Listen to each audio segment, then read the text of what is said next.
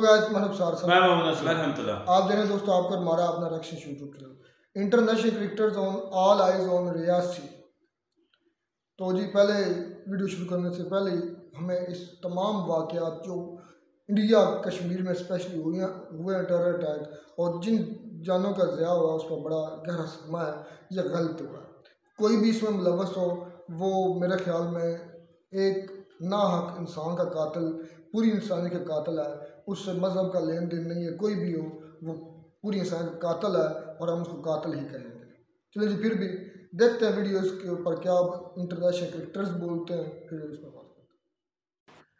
नमस्कार दोस्तों, DD red के एक और एक्शन वीडियो में आप सभी का स्वागत है। मैं हूं आलोक। तो आज जो वीडियो लेकर आया हूं वो हारिस सुल्तान का वीडियो है और इन्होंने जो कश्मीर में हुआ है उसके ऊपर वीडियो बनाया है। चलिए देखते हैं कि क्या कह रहे हैं। वैसे मैं आपको बता दूं कि दुनिया भर से अब जम्मू कश्मीर में हुए जो हमले के ऊपर सपोर्ट मिलना शुरू हो गया है और ख़ास तौर पर क्रिकेट कम्युनिटी से हमें सपोर्ट मिलना शुरू हुआ है। भारतीय क्रिकेटरों ने तो नहीं दिया है। एक तो हसन अली, स्क्रीनशॉट लगा देता हूँ। हसन अली ने, जो पाकिस्तानी क्रिकेटर हैं, उन्होंने कल परसों अपनी स्टोरी में, इंस्टा स्टोरी में वो शेयर किया था जिसमें जम्मू कश्मीर वाली तस्वीर थी और all eyes on Vaishno Devi attack की बात हो रही थी।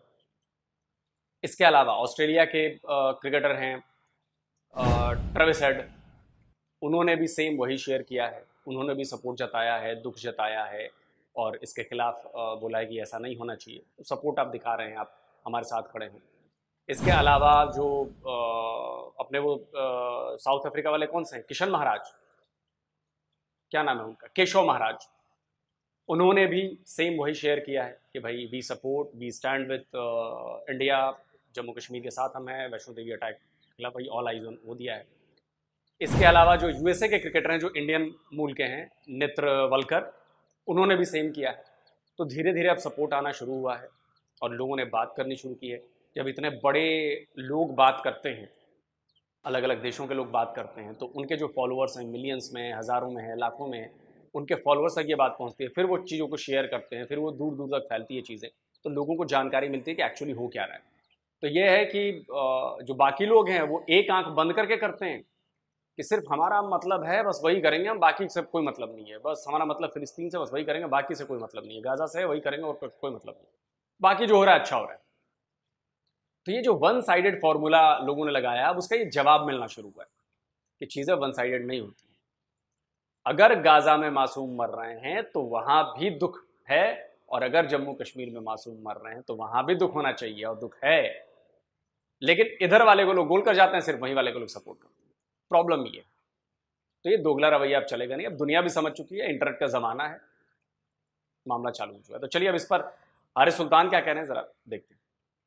अभी मैंने क्रिकेट के ऊपर एक वीडियो बनाई थी, लेकिन उसके बाद अभी मैंने खबर देखी पूरे सोशल मीडिया के ऊपर आई हुई है। इसको मेरा ख्याल रईसी है इस जगह का नाम, जो कि कश्मीर में है। और लग ऐसे रहा है कि कश्मीर में फिर से आग लगाने की कोशिश की जा रही है। जहाँ पे हमने सक्सेस स्टोरी देखी है, कश्मीर में दहशतगर्दी को कंट्रोल किया गया, लेकिन पता नहीं कौन सी ताकतें पीछे हैं। मैं नहीं ये कह सकता कि ये हमारी तरफ से ये हरकतें इस तरह की जा रही हैं, लेकिन इन लोगों को कोई असला देता, इन लोगों नहीं, क्यों, आप क्यों नहीं कह सकते? ये तो ओपन मार्केट में है हारिस भाई।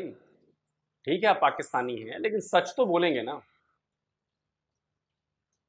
अभी कुछ दिनों पहले ही जो पाकिस्तान के केयर टेकर प्राइम मिनिस्टर से, स्क्रीनशॉट लगा देता हूं, उन्होंने कहा कि कश्मीर के लिए हम 300 बार लड़ाइयां लड़ेंगे भारत से।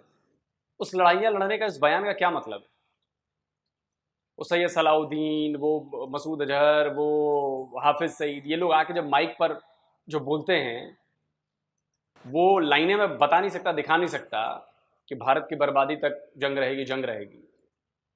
ये कौन बोलता है? ये पाकिस्तानी ही तो बोलते हैं। तो अगर आप ये कहते हैं कि ये पाकिस्तानी हमारी साइड से होता है कि नहीं होता है, इस पर मैं कुछ नहीं कह सकता, तो थोड़ा सा अफसोस हुआ मुझे कि इतने सबूत होने के बाद भी कसाब कहाँ से आया था, प्रॉक्सी वॉर छेड़ रखी इतने सालों से, उसके बाद भी अगर आप जैसे लोग भी खुलकर नहीं बोलेंगे तो फिर कैसे होगा?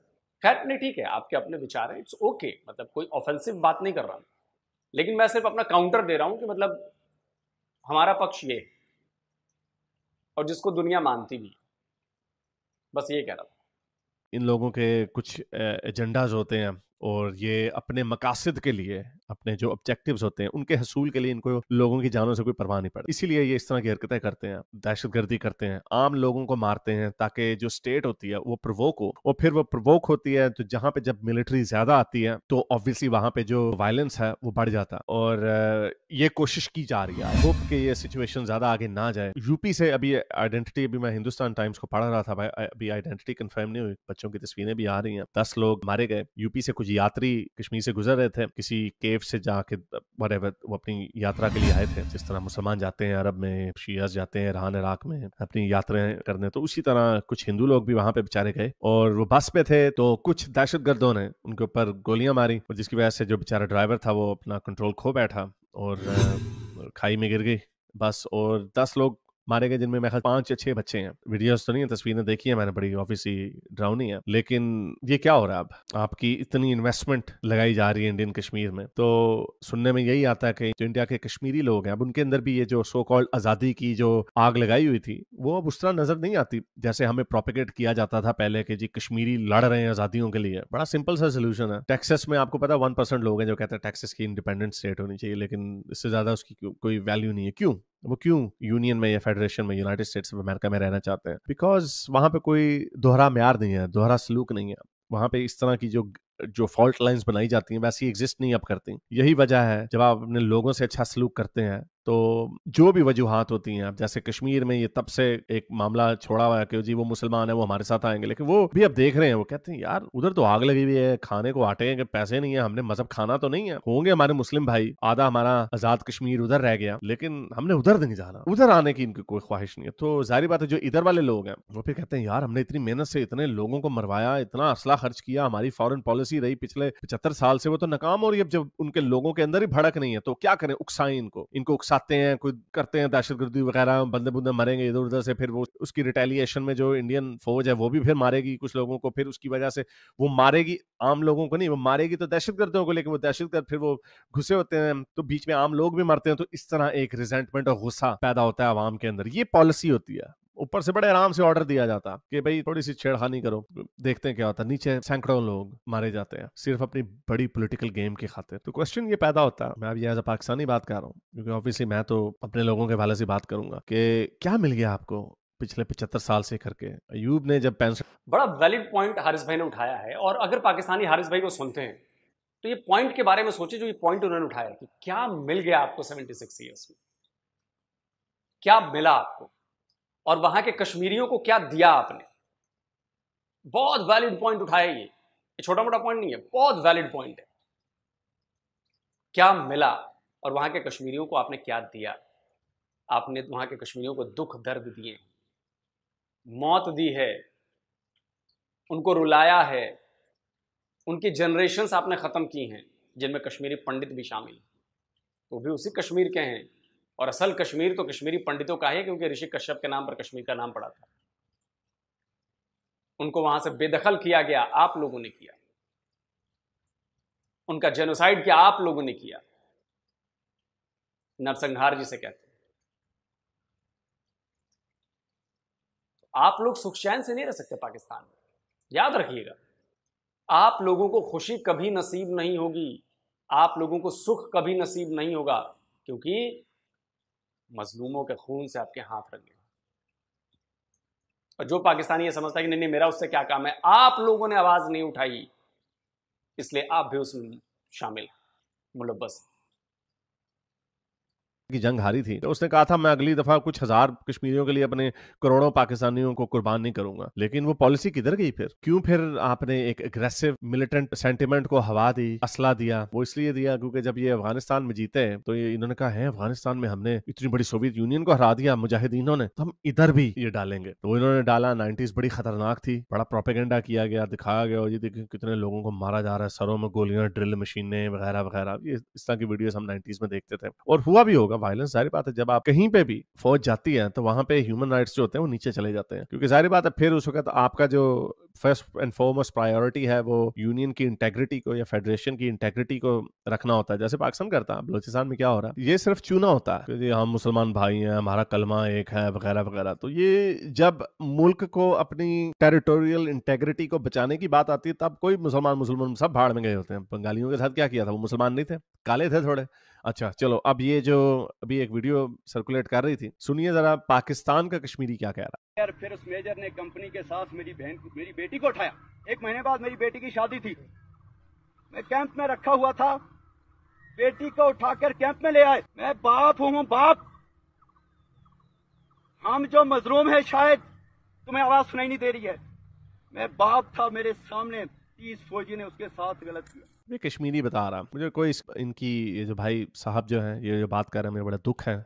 कैसे ऐसे हो सकता, कैसे हो सकता, कोई कैसे जिंदा रह सकता, कोई कैसे ये कहानी सुना सकता। लेकिन ये हो रहा है इस्लामी जमहूरिया पाकिस्तान में। जो इन्होंने इल्जाम लगाया, I don't know, it's not up to me, पता नहीं बेचारा जिंदा भी होगा या नहीं होगा। ये पाकिस्तानी बता रही, कोई इंडियन प्रोपेगेंडा नहीं कर रहा, पाकिस्तानी कश्मीरी बता रहा है। और इसी तरह की कहानियां बलूचिस्तान से भी आती हैं, उठाए जाते हैं लोग। तो कहने का मतलब ये है कि आवाम को, मेरे साथ बहुत सारे ऐसे लोग हैं जो थोड़े से पाकिस्तानियों को मैं जानता हूँ जो थोड़े ओपन माइंडेड भी होते हैं, लेकिन पाकिस्तान इस पे नहीं मानते, कश्मीर वाले इशू पे नहीं मानते, उस पे उनका पाकिस्तान जाग जाता है। मेरा सवाल है उन लोगों से कि हर चीज आपके मुल्क में खराब है। आपके यूथियों के साथ क्या हुआ, उससे पहले नवाज शरीफ के लोगों के साथ क्या हुआ, भुट्टो के साथ क्या हुआ, बलूचिस्तान में क्या होता आया, पीटीएम के साथ, पश्तूनों के साथ क्या हो रहा है, शियों के साथ हजारा में क्या हुआ। वो एक और जगह केपीके के अंदर ही है, वो मुझे भूल गया उसका नाम, खैर उसमें स्टेट रिस्पॉन्सिबल नहीं है, लेकिन state look the other way, जब तालिबान उनको सुन्नी मार रहे थे। और कश्मीर में भी इस तरह का काम होता। तो जब हर जगह पे आप उसको एक्नॉलेज करते हैं तो फिर कश्मीर में क्यों नहीं एक्नॉलेज करते आप? इधर भी कुछ होता होगा। अभी आटे बिजली के ऊपर वहां पे पाकिस्तान से लेकर रहेंगे आजादी के नारे लगे थे, तो आपको क्या लगता है कि वहां पे जुल्म नहीं होता होगा, लोगों को उठाते नहीं होंगे? जब बाकी जगहों पे उठाते हैं ना, वहां पे क्यों नहीं उठाते होंगे? चलो मान लिया कि जब इंडिया में भी जब इस तरह की आप मुल्क को तोड़ने की बातें करते हैं तो वहां पे भी हैवी हैंड यूज होता है। लेकिन फिर बात ये आ जाती है कि आप कौन सा चूरन बेच रहे हैं, आपसे तो जो आपका मुल्क है आपसे वही नहीं संभाला जा रहा, तो आपको क्या मुसीबत पड़ी है उधर औरों के साथ पंगे लेने में? आपने मुंबई में काम किया, पठानकोट में किया, आपने उनकी पार्लियामेंट पे हमले करवाए, मान लिया अभी आपने खुद नहीं किया, आपने कुत्ते बिल्ले छोड़ दिए, क्या मिल गया आपको? 1 इंच तो आप ले नहीं सके। मुझे याद है मैंने ये चलो अच्छा, हारिस भाई ने कम से कम, मुझे लगता है शायद उधर मैं कुछ समझने में भूल कर गया, बट मुझे लगता है कि हारिस भाई ने इधर फिर सारी चीज़ें क्लियर की कि भाई आपने ये किया, ये किया, ये किया। चलो ये अच्छी बात। मैंने ये कहानी पहले भी अपनी बुक में भी लिखी हुई है कि मुझे नहीं पता था कि 99 में हम वैसे ही हमें मेरे वाले साहब को किसी ने बेवकूफ़ बना दिया, हमें नहीं पता था वो लोग कौन है। वो हम समझे, उन्होंने कहा चलो हम जरा कश्मीर आपको घुमाने फिराने लेके जाते हैं। My dad took me with him as well. तो वहाँ पे गए तो हमें पता चला वो रिक्रूटमेंट का कैंप है आज़ाद कश्मीर में। मैं मुजफ्फराबाद गया, फिर ऊपर पहाड़ी पे हमने कोई 6 घंटे की मुसाफर से ऊपर गए और वहाँ पे फिर वो हाफिज सही साहब आए, हमें नहीं पता था। नाउ वी आर स्केर्ड, हमें अब नहीं पता कि ये क्या। मैं मम्मी डैडी बच्चा लाहौर से गया हुआ, वहाँ पे एक कमरे के अंदर कोई 200 मौलवी अंदर सारे तुने हुए, सुबह उठ के डंडे मारे, रात एक पूरी की सारी डंडे मार के नमाज पढ़ो। मैं छोटा सा था, I was 14-15 years old at that time. मैं कंबल के अंदर ही दुबक के बैठ गया। जब वो हाफिज आए साहब, उन्होंने स्पीच दी तो उन्होंने फिर वो एक बंदा रजिस्टर लेके आ रहा था कि हाँ भाई रिक्रूटमेंट करेंगे या नहीं करेंगे आपको, तो वो मुझे रिक्रूट करने लगे थे। मैंने लुढ़क जाना था। माय फादर, उन्होंने चालाकी से काम किया, उन्होंने कहा नहीं हम इसको फौज में भेजेंगे, you know, he just wanted to get out, वरना वो तो लोगों के बच्चे पकड़ के कैंप में डाल रहे थे। तो मुझे भी लेकिन खैर वो बेचारे गरीबों के बच्चे थे थोड़े, उनको आगे पीछे कोई नहीं था, वो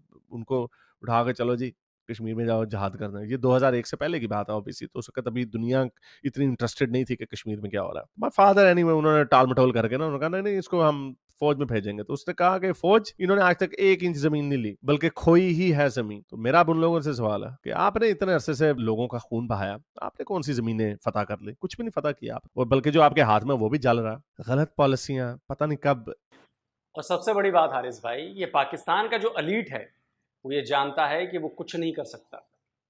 शब्बर ज़ैदी को आप जानते होंगे, बड़े आदमी हैं, पाकिस्तान के पावर एलीट में शामिल हैं, FBR के चेयरमैन रह चुके हैं। उनसे एक पॉडकास्ट चैनल में बातचीत चल रही थी, उन्होंने साफ कह दिया कि आपको लगता है कि आप जंग लड़के कश्मीर ले लेंगे इंडियन से? नहीं ले सकते। सुनिए क्या वजह है इंडिया से जंग करने की। सर कश्मीर एक मामला है जो कश्मीर आपके हाथ से जा चुका है, भूल जाए कश्मीर को। कश्मीर लेना है तुमने, तुम लड़के ले लोगे। तुम क्या बातें कर रहे हो यार? तुम ये कह रहे हो कि पाकिस्तानी फौज जाएगी और टैंकों में जाके श्रीनगर फतह कर लेगी, ये कह रहे हो तुम? Are you in senses? 3 दफा तुम ये हरकतें कर चुके हो, कारगिल में भी कर चुके हो हरकत, तुम्हें अभी भी अकल नहीं आई। सर वो कश्मीर पाकिस्तान की शहरक है। शहरक थी ना तुम्हारी, कट गई। ट्रेन चला दी है जम्मू से श्रीनगर, बानीहाल पास के थ्रू ट्रेन जा रही है। Can you imagine? तुम किस दुनिया में बैठे हो? टाटा कंपनी का प्रॉफिट पाकिस्तान के GDP से बराबर हो गया है। एक कंपनी का, तो कश्मीर आज़ाद कराने चल पड़े हो। खाने को रोटी नहीं है, कश्मीर आज़ाद कराएंगे। क्या बातें करो यार। तो सच्चाई यही है पाकिस्तानियों, जितनी जल्दी आपकी आंखें खुल जाए, आप किसी भी कीमत पर, किसी भी कुर्बानी को देकर, कुछ भी करके कश्मीर नहीं ले सकते। ये इम्पॉसिबल है। आपने सब कुछ टेस्ट कर लिया, और ये जो प्रॉक्सी वार आप छेड़े हुए हैं, जो ये सब कर रहे हैं ना, ये आपका बहुत भारी नुकसान कराने वाली है। यकीन मानिए, बहुत भारी नुकसान, ऐसा नुकसान जिससे उबर पाना शायद आपको 100 ईयर्स लग जाएंगे, तब भी ना उबर पाएंगे आप। याद रखिएगा मेरी बात। इनको अक्ल आएगी, कोई कुछ नहीं मिलता। ये जी पॉलिसी इन्होंने बनाई हुई है, अपने लोगों के ऊपर फोकस करें, जो है उसी के ऊपर फोकस करें, उसको बेहतर करें। अपनी आवाम, इतनी बड़ी आपके पास 28 करोड़ की आपके पास आबादी है, इनके ऊपर पैसा खर्च करें। इनमें से आधों को भी अगर आपने उठा लिया तो आपकी इकोनॉमी इतनी बढ़ जाएगी। लेकिन नहीं, पता नहीं क्या डंडा इनको शुरू में, ये इतने लकीर के फकीर हैं, जो इनकी ट्रेनिंग हो जाती है शुरू में, उससे हट ही नहीं पाते। अपनी जो ब्रेन वॉशिंग है उससे बाहर निकल के सोच ही नहीं सकते कि दुनिया ऐसी भी हो सकती है कि कोई जंग नहीं, कोई एडवर्सिटी नहीं इंडिया के साथ। अगेन उनके पास बड़ा पैसा है, पूरी दुनिया उनकी इज्जत भी करती है। उन्होंने जो भी काम करना वो कर लेते हैं, आपको कोई पूछने वाला नहीं है, आपकी कोई वैल्यू नहीं है, आप लिटरली कोई वैल्यू नहीं है। तो खैर मुझे ये अफसोस हुआ ये देख के। आई होप कि इससे ज्यादा आगे बात ना जाए। ये जो इन्होंने किया, ऑब्वियसली ये जो भी हैं, आई होप कि इनको इंडिया की स्टेट पकड़े, इनको ढूंढे, और जिसे कहते हैं ना, they should nip it in the bud, कि ये कहीं आग फैल ना जाए फिर से, जैसे इन्होंने पहले पुलवामा में भी करने की कोशिश की, फिर वो उसको उन्होंने काबू कर लिया। This is why I think I like a lot of people से, जैसे मोदी जी के खिलाफ बातें, ट्रंप के खिलाफ बातें, I actually see a lot. अपने मुल्क के लिए तो भाई सही है ना, वो अपने मुल्क को तो स्ट्रांग है ना position. You need someone to be assertive, to be strong. जैसे हमारे यहाँ पे बेचारा प्राइम मिनिस्टर फॉरेन पॉलिसी बनाने की कोशिश करता है, उसकी छुट्टी करा देते हैं, कोई स्ट्रेंथ नहीं, कोई ताकत नहीं उसके पास। बहरहाल अभी इलेक्शन मोदी जी आए हैं तीसरी दफा, लेकिन अब उनके पास उतनी पावर नहीं जितनी पिछली दफा थी। तो आई होप कि इसके ऊपर वो फिर से लीडरशिप दिखाएंगे। नहीं, यहाँ पे हमने डंडा तुन के रखना है। पहले जो आर्टिकल 370 या 270 जो रिवोक किया था, he took a stand and he went with it. भाई अपने मुल्क के साथ ठीक है भाई, जितने मर्जी चीखें चपाड़े करो, जितनी मर्जी छलांगे मारो, उठे होके नचो, उनको कोई परवाह नहीं है। And why should they have any problem? उनकी इकोनॉमी बढ़ रही है, उनका पर कैपिटा राइज कर रहा है, उनकी दुनिया में प्रेस्टीज बढ़ रही है, हर चीज उनकी साइड पे। आपके पास कुछ भी नहीं है, आपके पास वही पुरानी 2 नंबरी है, वही पुराने आइडियाज, पुराने ख्यालात। दुनिया इतनी आगे निकल गई, कुछ भी नहीं आपके पास, कोई आपकी नहीं सुनता। ये जो शरारत आपने किया, आई होप कि इसके अंदर कोई पाकिस्तान का हाथ ना हो। आई रियली होप सो, वरना it's the right time for the new government of India to actually इनकी धुलाई करने के लिए वो बयानबाजी शुरू हो जाएगी। एनीवे, आई फील बैड जिन लोगों की बेचारों की जानें ज़ाया हुई। आई होप कि ये दोबारा ना हो। अगर आपको मेरी ये वीडियो अच्छी लगी तो मेरे बिल्कुल पाकिस्तान का हाथ है, सबूत दे दिए गए हैं। जो आतंकवादी इसके पीछे थे उनको चुन चुन कर ठोका जा रहा है, और उनकी सारी पहचान आ गई है, पाकिस्तानी पहचान है, पाकिस्तानी आइडेंटिटी है, पाकिस्तानी नेशनल है। अब इससे बड़ा सबूत और क्या दे सकते हैं? जो बात आपने बताई ना कि उस समय 2001 की बात की, वहाँ रिक्रूटमेंट चल रही थी, ये चल रही थी, तो आज भी होती है, और रिक्रूटमेंट इसीलिए होती है। आप तो गए उस कैंप में, देख के आए, रिक्रूट होते होते बच गए, लेकिन वहाँ तो हो रहा है ना काम। और जब बालाकोट पे एयर स्ट्राइक की थी तो हमने उसी रिक्रूटमेंट कैंप पर स्ट्राइक किया था। हमने ना सिविलियन किसी इलाके पर जाकर अटैक किया, ना हमने किसी मिलिट्री के इस्टेब्लिशमेंट के ठिकाने पर अटैक किया। हमने उस मदरसे पर अटैक किया था जहाँ पर ये जिहादी पाले जा रहे हैं, रिक्रूट किए जाते हैं। और कुछ नहीं हुआ। 5 दरख्त गिरे, 2 कौवे मरे, और 45 दिन लगे थे उस जगह को खोलने के लिए, आम लोगों के लिए। 45 दिन तक वो जगह सील करके रखी गई थी, 45 डेज। खैर वो अलग बात है। देखिए, जम्मू कश्मीर जिस तरह से आपके हाथ से निकला है ना, आपके हाथ से इन द सेंस कि पाकिस्तानियों के लिए कह रहा हूं, पाकिस्तान के हाथ से जम्मू कश्मीर का मसला निकल चुका है। वो लड़ाई लड़के नहीं ले सकते, वो एजिटेट करके नहीं ले सकते, कुछ भी नहीं ले सकते। और इधर के जो जम्मू कश्मीर के लोग हैं, आप वो बात समझ गए हैं, लेकिन आप में बौखलाहट इतनी ज्यादा बढ़ गई है कि आप बाज नहीं आ रहे। आपको लगता है कि नहीं ऐसे डराया तो डरा तो।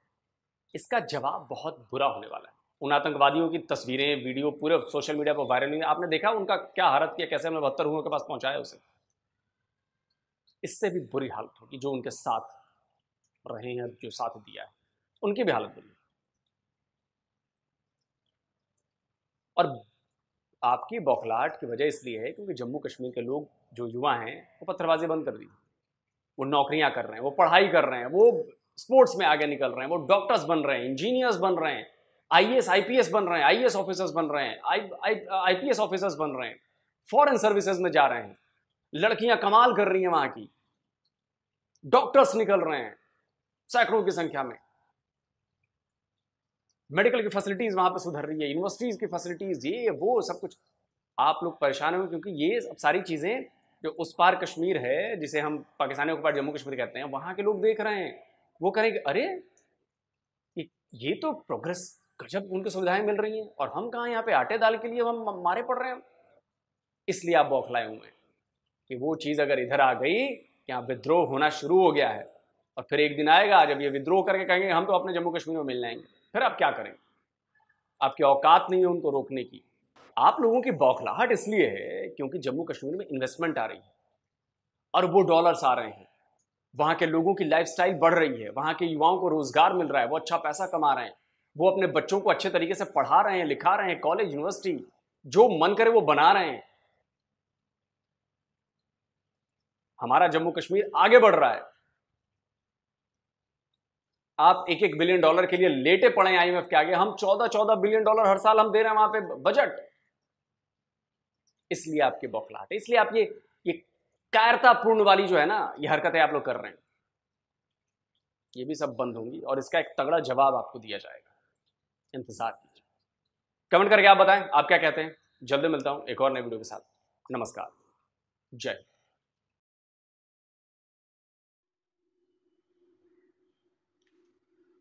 तो ये दोस्तों वीडियो होगी ख़त्म।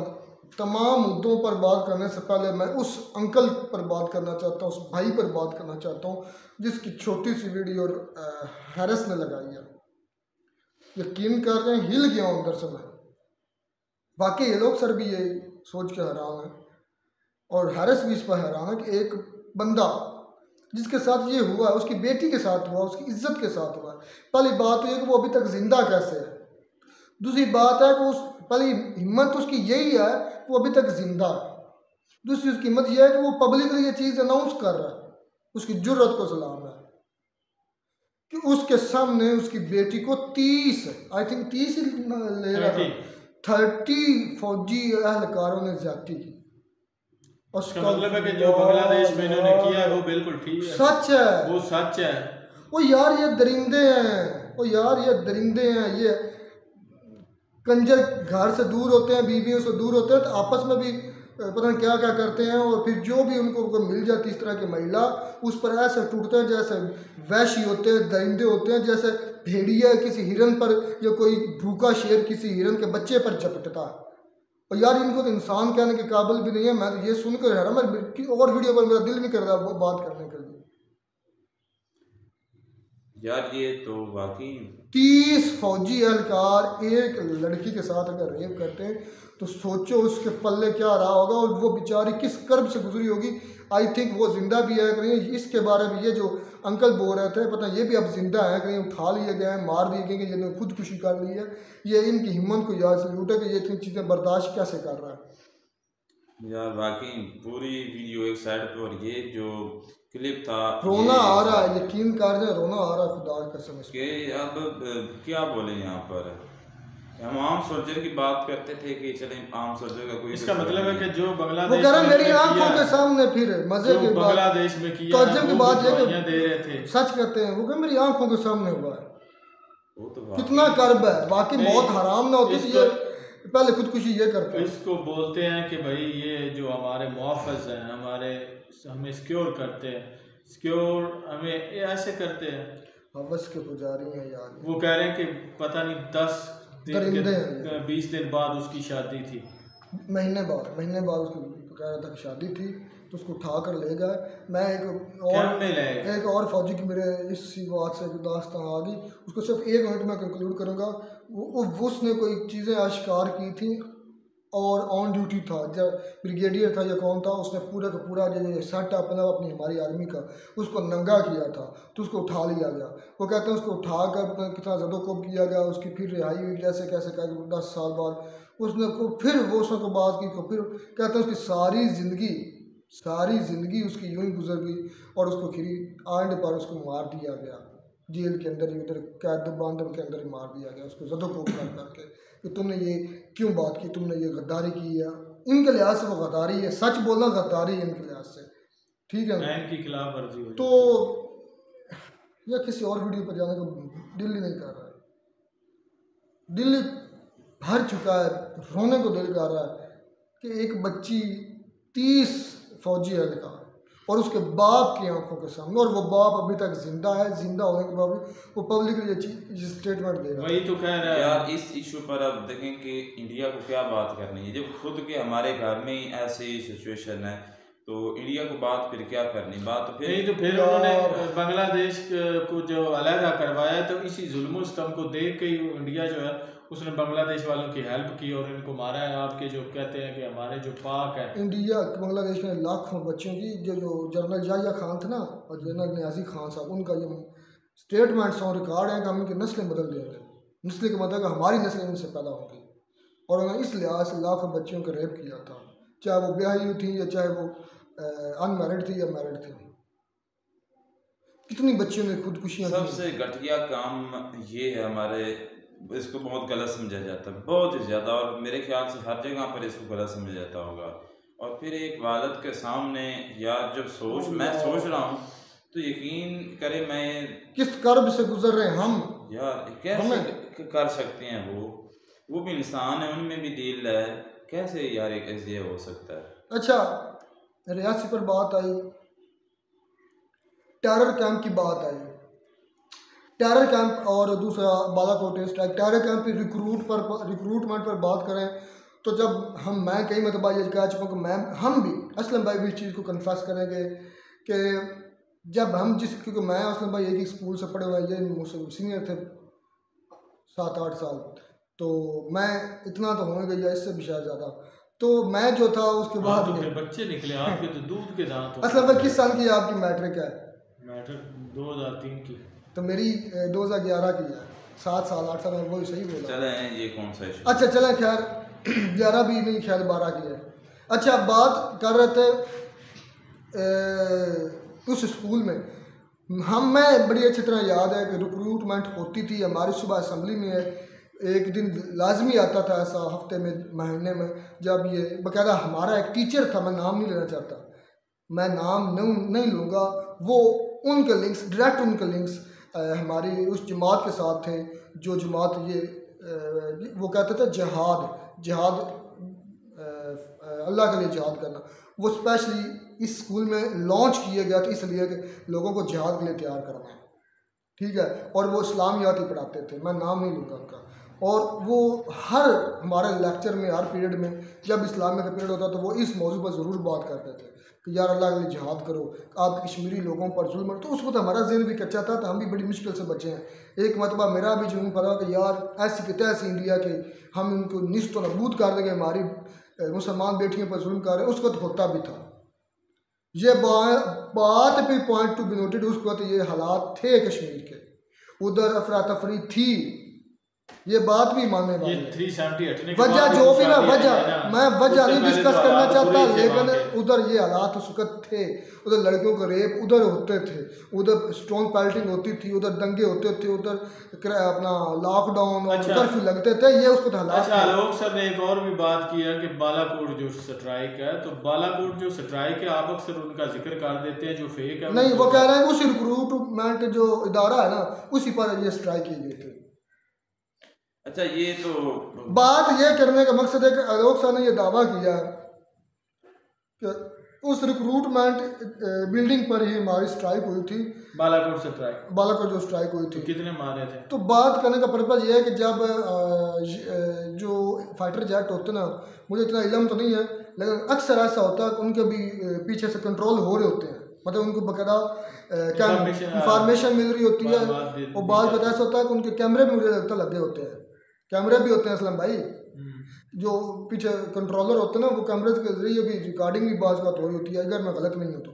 अगर ये बालाकोट स्ट्राइक है तो इंडियन जो पायलट ने ये स्ट्राइक की है, जिसमें अभिनंदन होगा या कोई और भी हो सकता है, तो उसके पास फुटेजेस या कोई इस तरह का रिकॉर्ड तो होना चाहिए। लेकिन इस बात का उन्होंने प्रूफ नहीं दिया। बालाकोट स्ट्राइक आलोक सर ने भी आज तक नहीं दिया भाई। जब ये कहते हैं ना कि बालाकोट स्ट्राइक की और कामयाब की, तो उसमें ये अक्सर कहते हैं कि हमने 300 जो है ना टेररिस्ट मारे, वो वहां पे मारे हैं, कैंप उनके उड़ाए हैं। तो 300 छोड़ के हमें कोई 8-10 ही बंदे उनकी फुटेज तस्वीर वगैरह दिखा देते, हमें पता चलता लेकिन ये जो बालाकोट की आप बार बार बोलते हो ना कि हमने स्ट्राइक की, ये गलत है। आपने फेक किया था, वहां पे कोई ऐसा काम नहीं हुआ था। हाँ, जहाज वगैरह जो है 1-2 जो जेट है वो गिरे हैं। ये वाद मुद्दा है जहाँ पर मैं शर्मिंदा होता हूँ। शर्मिंदा मतलब ये है कि इंडिया की तरफ से कोई सबूत इस पर नहीं पेश किया। लोग सर ने भी नहीं, किसी ने भी, कितने बड़े भी खान साहब हैं, प्रशांत साहब हैं, कितना भी बड़े स्टडी है कि उसे और भी कई प्लेटफॉर्म मैंने चेक किए हैं, किसी ने आज तक कोई सबूत नहीं दिया। आज तक एक सबूत नहीं दिया। चले एक थोड़ा सा मिलता जुलता भी सबूत होता ना कि यार ये देखो, तो कभी किसी ने नहीं दिया। खैर मिलता नहीं वीडियो में नाटक साथ। God bless you.